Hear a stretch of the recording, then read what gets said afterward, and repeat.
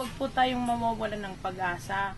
Kahit po minsan ay dumadaan tayo sa mga pagsubok, patuloy pa rin po tayong lumaban sa buhay.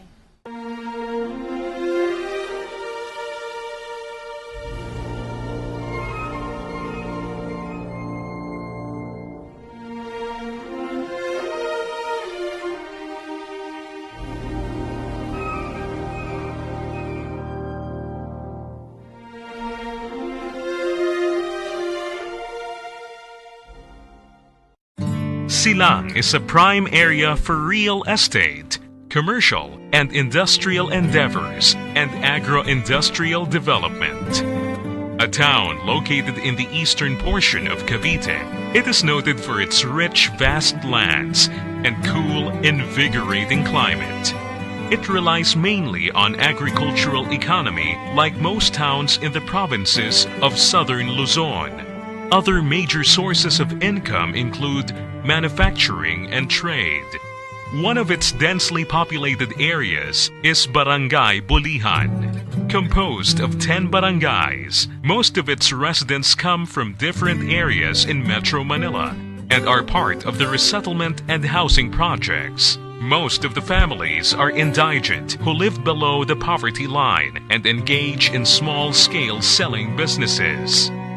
In Bukluran 1, an enterprising OFW-turned-businesswoman and single mom shared to us her journey as she started her business with a simple recipe, a daughter for an inspiration, and a lot of heart. Melin Epres owns Epres General Merchandise, makers and distributors of Angel's Condiments. She has been in the business of making her own brand of condiments for 5 years already. Named after her only daughter, her product range includes ketchup, soy sauce, vinegar, and fish sauce. She used to be an OFW in Hong Kong and Singapore before settling back to Cavite to raise her only daughter. With the help of her brothers and sisters, Melin was able to start her business. Before na nakapag-negosyo pa ako ng ganito, nagtitinda na po ako dati ng mga gulay, naglalako ako. So, itrinay ko pong magtimpla rin nito. Tapos, nung una po, hindi pa naman makuha ko yung timpla. So, yung mga na-encounter ko sa palengke, nagtatanong-tanong ako kung ano bang mga pwedeng idagdag. Melin availed of a loan from First Macro Bank Incorporated. She has been a client for 4 years already, and she says that FMB is a big help in expanding her business venture. It was a good decision to partner with First Macro Bank Incorporated. Nung pumunta ako sa kanila, yung first na punta ko sa kanila, narilisan po ako nila ng 24,000, yung unang loan ko sa kanila.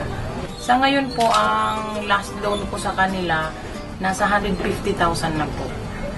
Currently, her products are being sold in the main markets of Silang, Cavite area and reaches as far as Santa Rosa Market in Laguna. Aside from condiments, Melin also expanded into selling and repacking of sugar, salt, and flour. She was able to purchase a warehouse and several delivery trucks to help her bring her products to other nearby places. Melin further states that her sales volume has doubled from when she first started. Nakakabili na ako ng mas malaking ingredients nung nakapaghiram ako sa kanila. Nakabili na rin po kami ng pan-deliver, bali 4 na po na isuso. Melin is hands-on when it comes to marketing her products to potential buyers. Her sister Marivic helps her in bookkeeping and production aspects. On average, she sells 1,000 gallons per day. Her net sales per day amounts to 50,000 to 70,000 pesos and totals to almost 4.5 million pesos in a year. The current market value of her business is at 1.3 million pesos, which includes a warehouse, 4 delivery trucks, and personal vehicle and house and lot for her and her family. Ang kabuuan na po ng asset ng business namin is nasa 1.3 na. Melin's business has vastly improved from the simple recipe she perfected to a thriving food condiments business. Indeed, all of her hard work paid off. Melin is now reaping the benefits of her hard-earned money. But she never forgets where she came from or who helped her to get to where she is now. She believes it is important to share her blessings with her family and community. She currently employs 15 people, mostly comprised of family members who do backroom preparation, from mixing and cooking to bottling and labeling and delivery. Melon hopes to expand her business by getting more clientele for her products and purchasing a bigger and better warehouse for her 15 employees.